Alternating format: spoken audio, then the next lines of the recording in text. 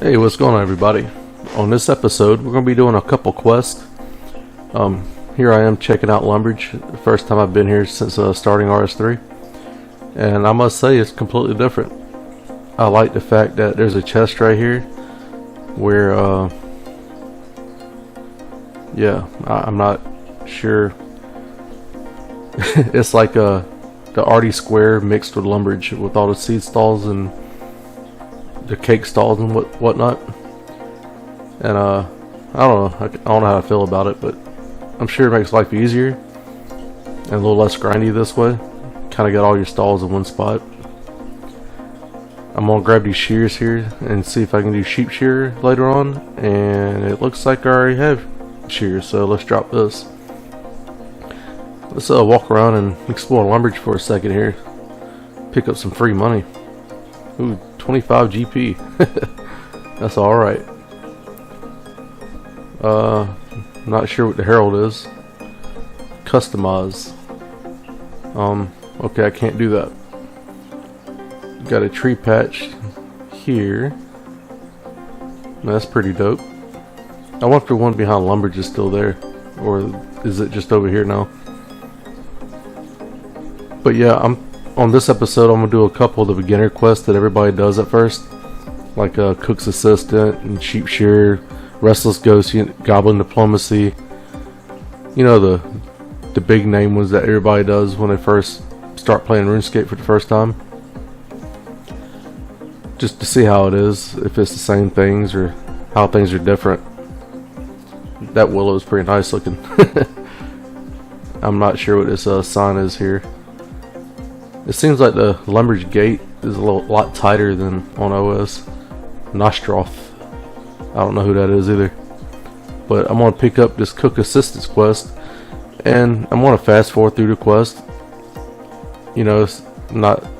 I don't think you guys want to spend hours watching this video of me doing quests, so at least fast forward it so it's not so bad on you guys.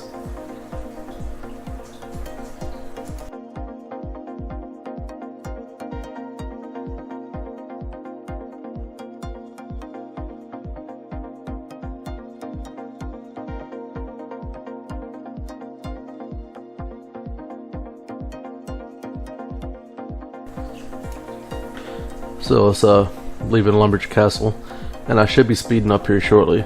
I'm doing a voiceover because I can generally tell you things that I've noticed that I like, such as these goblins. I gotta admit, they're pretty dope looking. And don't mind me trying to get milk without the bucket, because I didn't know if, I don't know if they got like some kind of thing on RS3 where the buckets are non-existent, but then I remembered I saw it in the shop, so now I just kind of feel stupid for not getting it. But the Cook's Assistant quest is a little bit different. Like right here, that one egg looks bigger than the other egg. So I picked that one up, and it turns out the super egg was in the other chicken pen. Also, the milk isn't just any regular dairy milk. You gotta get from the award-winning cow. And then you gotta get this super fine flour. You just can't get regular flour. So they had little things different on the quest, which I thought was pretty cool. It kind of gives it a different spin on it, you know, so it's not the same old.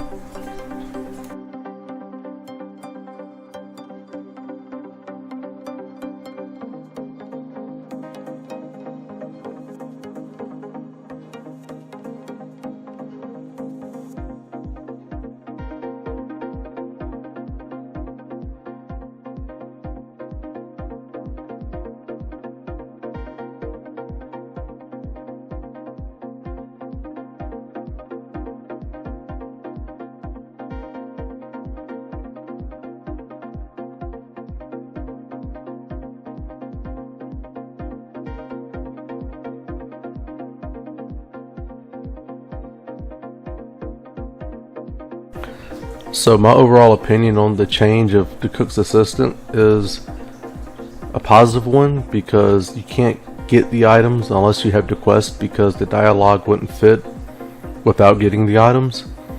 So if you got the items then wouldn't do the quest, you couldn't do it, because like the fine flour wouldn't be existent unless you get the quest. The dialogue wouldn't be there. So I think that's pretty cool. Kind of makes you more involved into the quest instead of just going by buying everything and being done with it. So now I'm going to do the Restless Ghost, and this quest did drive me for a little bit of a loop, because the house where the other preacher or pastor priest would normally be isn't there anymore. It's some kind of event area with something going on over there, and I went over there looking for it, and I ran all the way to Draenor and realized this house wasn't there anymore. So I paid attention to the map like I should have the first time, and there's a blue square, and they moved this house beside the copper mine. So that's a little bit of a change. So it's not exactly what I'm used to, but it wasn't too hard to find since they had the big square drawn there. They made it pretty easy for me to be able to pick it up and find it. As you can see me going up in the Lumbridge Castle, I was actually going to pick up a Rune Mysteries quest and do it all in one go, since I was heading over to near the Mage Tower anyway. Well, it turns out the quest isn't there, or if it is there, I can't access it right now. I talked to the Duke and he was like, nah, everything's good, go about your business. And also the Warlock skeleton that I fought in the Restless Ghost quest, it was pretty dope looking. Also the little teleportation nodes, I can't remember what the names of them are, but right now I'm going to call them nodes. I do like the fact that I don't have to level up magic just to teleport, and it seems like the run energy rarely runs out, which is probably my biggest pet peeve of OSRS, is you run for like 3 seconds and you're out, and I enjoy that not being a huge aspect of this game. I'm not exactly sure what these boats from the Fremennik people are right here beside the graveyard. I'm sure I'll eventually find out. And I also see that the quest with the mansion with the murder mystery thing, I see that they're not there anymore, so I guess they didn't get moved into RS3. After reading the quest before I start them, I see that a lot of these say 5th age and 6th age. I'm going to try my best to get the 5th age quest done first. That way the storyline kind of flows together better. Since this is my first playthrough, I kind of want to see what's going on to make it a little more clear in my mind. If anybody watching this video has a clan or something, like right now, I've been pretty much playing by myself. My buddy who I'm doing a group Ironman with on OSRS, he's kind of out for the weekend, so it's been kind of boring. But learning all this new content, I'm enjoying it. Well, that's Restless Ghost done, and you get prayer XP with this one too. You get lamps, I guess in case you're making it pure, you get to choose if you want to use your lamp or not, which is a pretty cool idea. And each one of these bones gave a good chunk of XP, so it boosted me up through prayer. And I gotta admit, prayer seems a whole lot faster on this game than on OS. Like just burying regular bones, I'm just shooting through these prayer levels.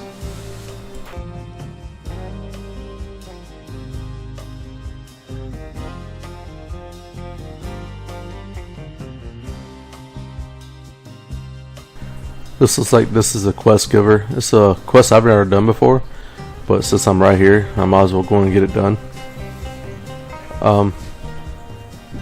Actually, it was pretty fun. It was like a kidnap murder type thing, and the weapons that these people drop doesn't use any ammo or runes, so it was great to train on later on. I could get my range to level 10 or so and my magic up to level 10 or so, and I didn't have to get any runes or ammo, so I found that pretty enjoyable.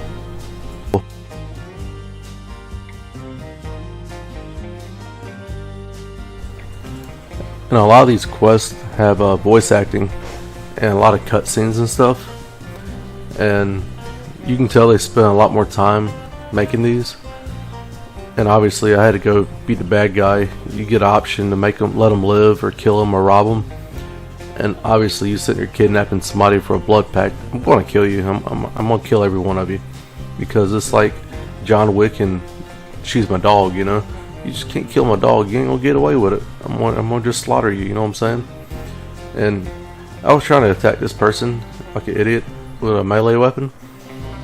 And I realized the little crank thing wouldn't work unless I killed this person. And then I used that charge bow. And as you can see, I didn't have any ammo, but it works. And it worked out pretty cool. The quest was overall, it was fun. I enjoyed it.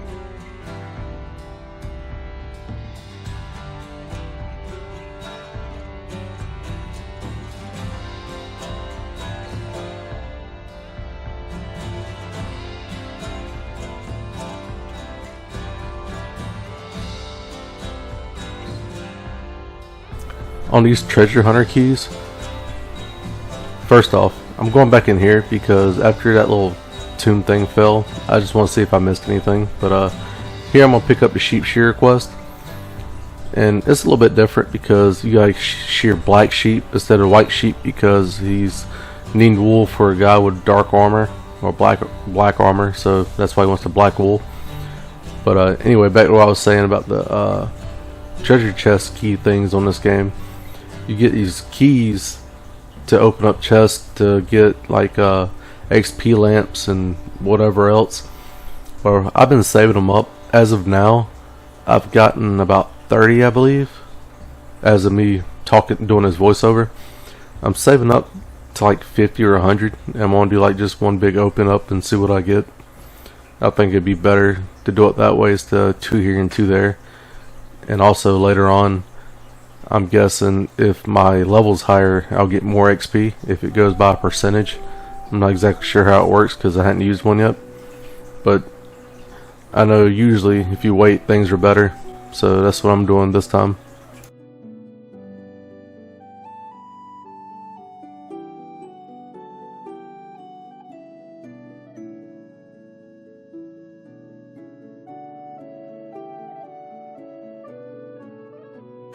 I've been killing imps as I've seen them to get ready for the imp catcher quest later on, and they drop imp hides, and then I googled it, and it seems that you can make magic gear with them once I get crafting level for it. So I'm looking forward to that. I've been saving a lot of stuff I find, and then the imp beads, I'll find out later that I can't use these. The regular colored beads on RS3 is used for magic potions. So, yeah, that's new. Overall, the sheep shearer quest was pretty much the same. The farmer that has the sheep, his house did move, as you can see. It's not in its original location. And I did spend a few minutes looking for this because it was hard to find on the map. But I eventually found it. But yeah, this is a sheep shearer completed.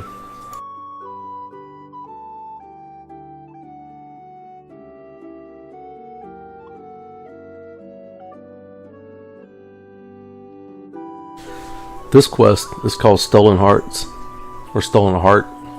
Stolen Hearts, one of them. And it's actually the replacement for Prince Ali Rescue. On RS3, there's no 10 GP toll to get between Al Kharid and Lumbridge. So The reward's a little bit different on this one, and this whole quest is voice acted, which is pretty awesome. It's a long quest, in my opinion. It's pretty long. It's got a lot of voice acting and a lot of characters with different voices and stuff, and it leads on to other quests that go straight to the desert, which is like a big scenario, a story, and they all play off each other very nicely.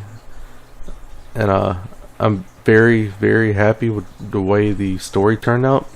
To me, on OSRS, there's a lot of loose ends, and you just kind of get thrown into things.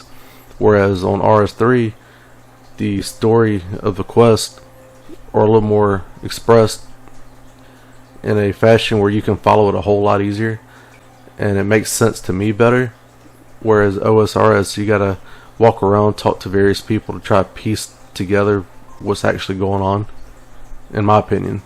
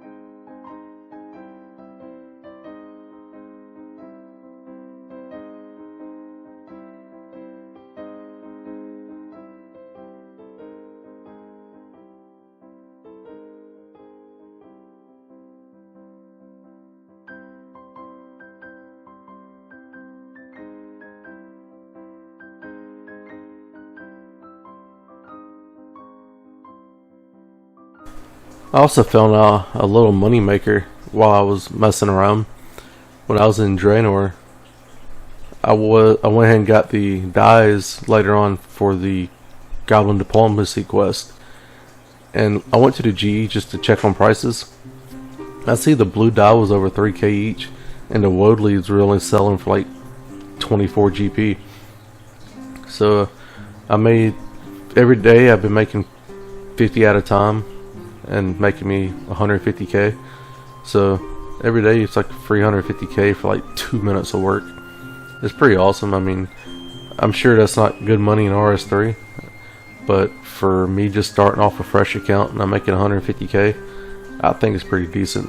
I hadn't had any to really buy anything yet, other than, you know, just odds and ends stuff, just messing around. I'm not very familiar with the market of RS3 at the moment, so I've been trying to flip things, and it's not been ending very well for me.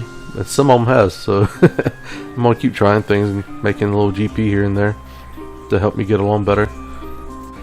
I'm sure you guys who's just watching this video just cringing at me doing these quests without a quest guide. And to me, being my first walkthrough, I want to actually read the quest and see what's going on instead of just watching a quest guide and just zooming through things. Because don't get me wrong, I want to get to the in-game content. I'd love to, but I also like to see what leads up to the content, if you know what I mean.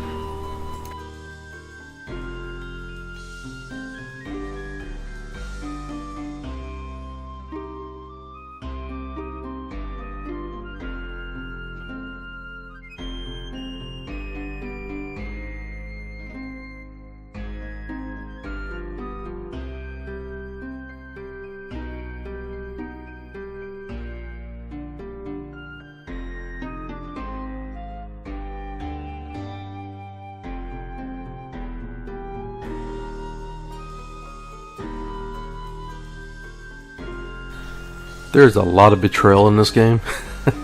There's so much backstabbing going on. I mean, there's like hidden dungeons, and everybody hates each other in the desert. I swear everybody hates each other. The freaking king of Alcared is just, he's just cares about himself, nobody else. Don't want to give up a diamond to save his own son. Dude's like freaking a lunatic. Anyway, got Desert Hearts for Stolen Heart done. Prince Ali Rescue. It was pretty fun. I enjoyed it as the past, and I don't know. I could see me doing this again on Iron Man.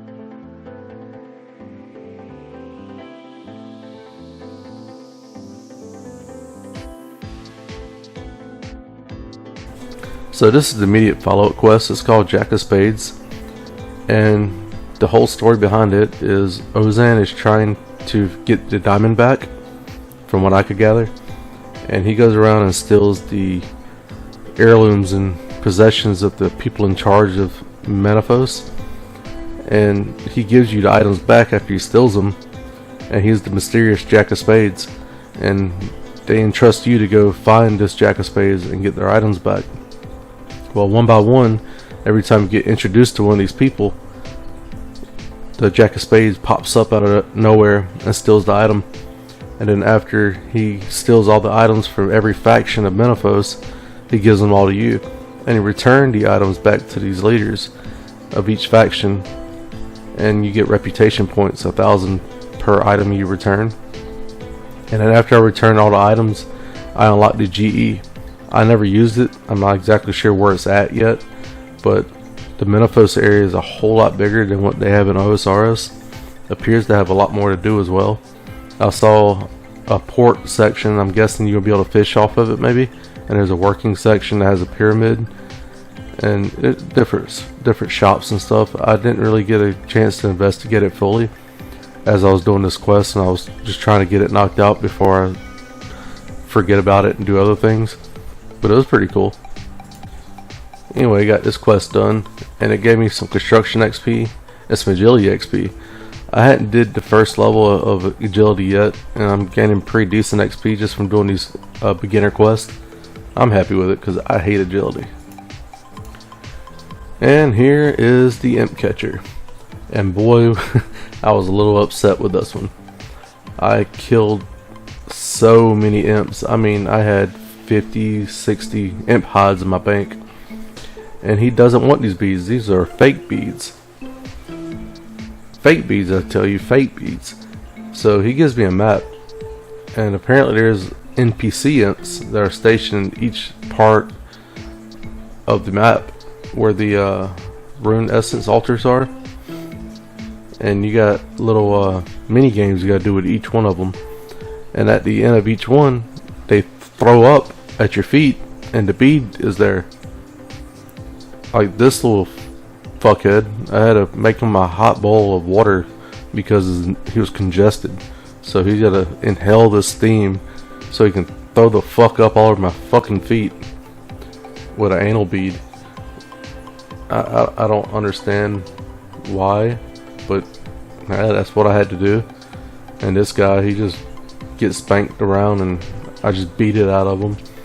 And you got this other dude next that I gotta run laps around run laps around the rock until he gets so exhausted and throws up. I don't know if he's just out of shape or drunk or hungover or what.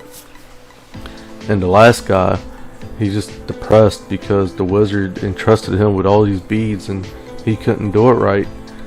And then you just gotta throw like a little pity party for him and get his head out of his ass and just go back to do what you're gonna do, back to work. And then he still throws up on your feet. I don't understand it, but anyway, that's Imp Catcher RS3. Enjoy it.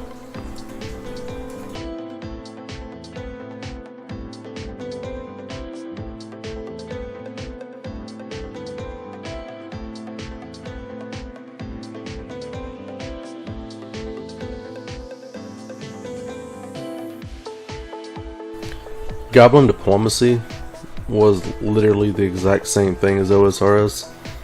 So I already had the armor from just killing goblins in Lumbridge, and I went ahead and dyed them. And as you can see, I got an inventory full of blue dye, and I'm gonna just toss those in the G after I get done with this quest.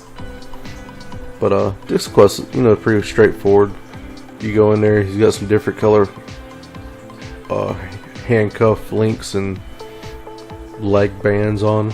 That's apparently the whole uniform. Just some wristbands and leg bands or whatever. But yeah, that's Goblin Diplomacy.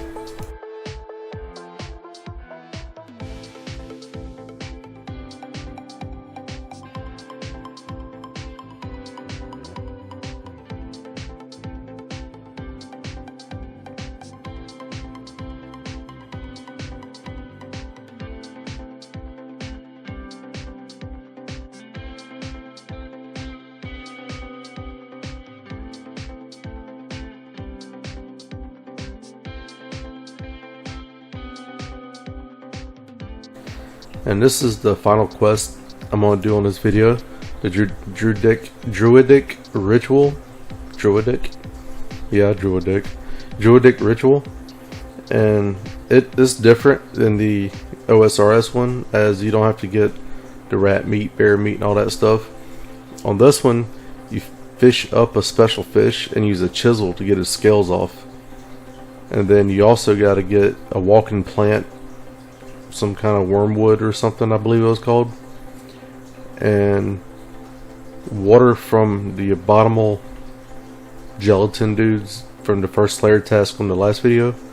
You gotta get some nasty water from them, mix the fish scales in, then throw this walking Groot looking thing in there, and I guess just tosses them in a blender, and bada boom bada bing, you got a yummy thing for an altar that makes plants grow. So I'm guessing since you blended up this little guy, he sprouts on top of the altar with fish juice. But that's Druidic Ritual. And I hope you guys enjoyed this video. Some of it was better, some of them I didn't really follow along with it, but it's good change, I guess. It's not like playing the exact same game. But yeah, if you guys enjoy it, subscribe, hit that like button. You can go below, comment, talk some shit to me if you want to. Whatever makes you happy. But appreciate you guys watching. Have a great day.